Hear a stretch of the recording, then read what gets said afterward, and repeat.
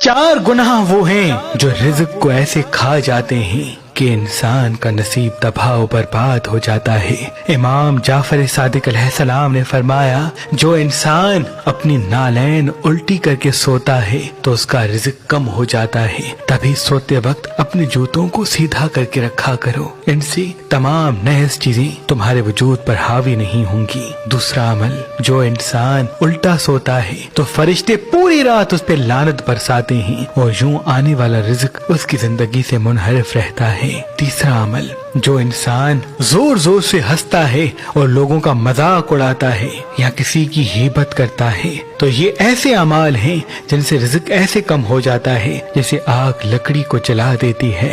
और चौथा अमल, जो इंसान अपनी औरतों पे जुल्म करता है, नाइंसाफी करता है, उनके हुकूक पूरे नहीं करता तो उसका रिज़्क ऐसे कम हो जाता है जैसे उसके नसीब में मौजूद ही ना हो। तभी